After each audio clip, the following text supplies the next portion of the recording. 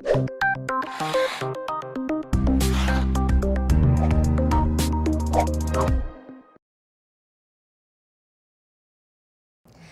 everybody and welcome to this bit of behind the scenes. We are filming for Daily Spark TV today and my guest is Sarah Marchbank, and you know what? She has written the book Dying for a Drink. We are talking about addiction and I think that she has a bit to share. So before we get into her television episode, let's find out more about her book.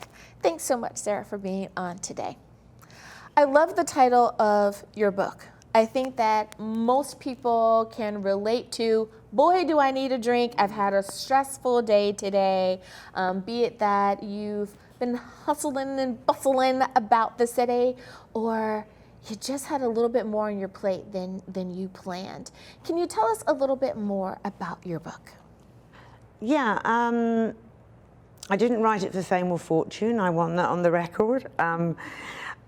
Basically, one of the rehabs I was in Sydney, Australia, I had a wonderful psychiatrist, and I relapsed after nearly 4 years, and I flew back to the UK. It was the first Christmas without my dad.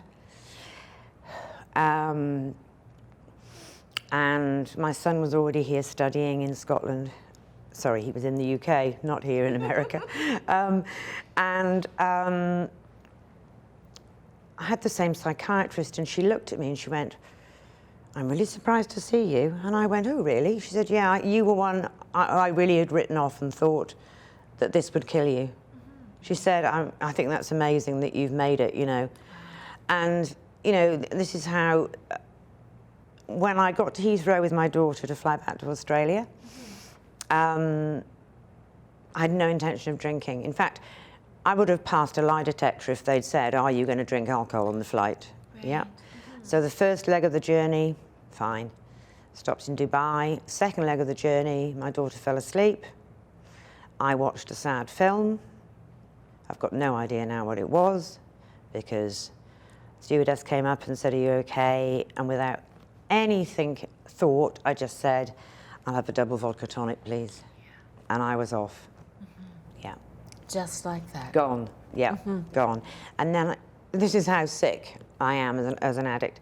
I thought, oh, maybe it doesn't count because I'm in the air. Because you're in the air, right? Yeah, so, you know, really, maybe I can just land and stop. Well, of course, that's not how it works. You know, I was back in rehab, the same rehab, as I say, where the lovely psychiatrist, she asked me to write a farewell letter to my dad. It took me days and lots of tears, and I still miss him, obviously, but he's in, you know, he's safe, he's whole, and he's without suffering.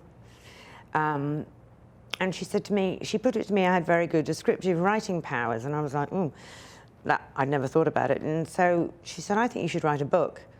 And I didn't think about it for a long time, and then I've journaled a lot, so I came across it in the journal, and I thought, well, maybe, just maybe, I can write a book. I don't consider myself an intellectual, but, you know, I wrote it, and it's the truth, the whole truth, and nothing but the truth. You know, I haven't held back. And in it are things I swore I'd take to the grave, because they are so embarrassing, so shameful. But I thought, no, you know, people need to know the truth. People need to know the truth of where chronic addiction will take you. Well, any addiction, it doesn't matter if it's chronic. I mean, it's all the same in my book, you know. So that was, you know, but as I say, I didn't write it for fame or fortune. I wrote it because I live in South Wales in the UK, and there's a lot of poverty, and there's only 2 public rehabs, and people die before they even get there. And I've always been financially privileged to go to private rehabs. So my ultimate way of giving back would be, you know, to buy some big property, or even, you know, but to, you know, to actually build a non-fee paying rehab.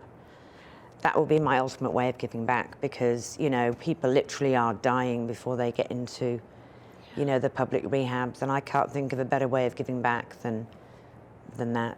I love it. I love it. Well, we never know what God has in store No, for we our don't. futures. So you never know. You just might get that. I love it. Well, Sarah, before we go, I want to make sure that everyone is able to pick up a copy of the book. If you could remind everybody the title one more time, where can they get a copy? So yes, it's Dying for a Drink. It's under a pen name, Amelia Baker.